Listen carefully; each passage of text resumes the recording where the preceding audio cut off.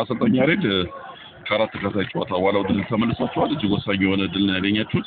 ከጨዋታው እንቅስቃሴ ተጀምሮ ጨዋታው እንዴት ነበር ላንተ? እጅግ ደስ የሚል ጥሩ ጨዋታ ነበረ። ያው ተሳክቶልን እንግዲህ ለማሸነፍ ችለናል። ተመልካችንም ያዝናና ነበር። በጎል የታጀበ ጨዋታ ነበር። አው ሲዳማ ለዋንጫ ፉክክር የሚጫወት ቡድን ነው። ሊጉን በ10 ነጥብ ይመራ ነበር። ወደ አዲስ አበባ ከመጣ ግን የውጤት መንገጫገጭ አጋጥሞት ነበር። ምንድን ነበር ምክንያቱ ለታሰበው? አንደኛ ጫና ነበረብን። ጫናው ምንድነው?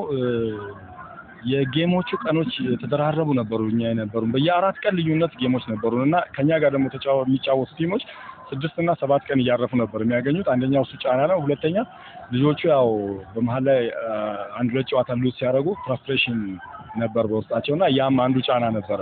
ስለዚህ እነዚህን ነገሮች ቁጭ ብለን ተነጋግረን አእምሯቸው ላይ በደንብ ሰርተን ነው ዛሬ የመጣ ነው። እግዚአብሔር ይመስገን ነገሮች ተሳክተው ደግሞ በውጤት ታጅቦ ጥሩ ሆነናል። ቀሪ ጨዋታዎች አሉ። በዋንጫው ጉዞዎቹ ላይ የዛሬው ጨዋታ ወሳኝ ነው ያስባለሁ።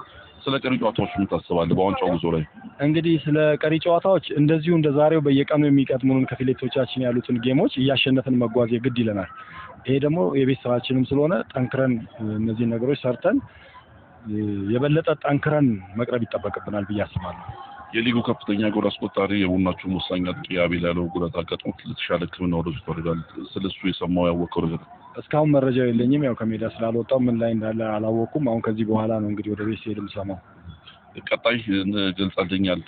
ጠንካራ ጨዋታዎች ነው የሚጠብቃችሁ። እንደ አስቀድመ በስነ ልቦናው በሌሎቹ መንገድ ለመዘጋጀት ምን ታስባለህ? በደንብ እንግዲህ ሰርተን አይምሯቸው ላይ ስፔሻሊ አይምሮ ላይ ነው አሁን በዚህ ሰዓት የምትሰራው። ዝሏል ሰውነታቸው። በጣም ረጅም ጉዞ ተጫውተን የመጣ ነው። እነዛ ልጆች ደግሞ አይምሯቸውና ትልቁ ስራ መሰራት ያለበት ጭንቅላት ላይ ነው ብዬ አምናለሁና ያን የአይምሮ ስራውን በደንብ አጥብቀን እንሰራለን። በተጨማሪ ጎን ለጎን በተመጣጠነ ሁኔታ ትሬኒንጉንም ጎን ለጎን እናስኬዳለን። ሲዳማ ቡና ዘንድሮ የሊጉ ዋንጫ ያነሳል?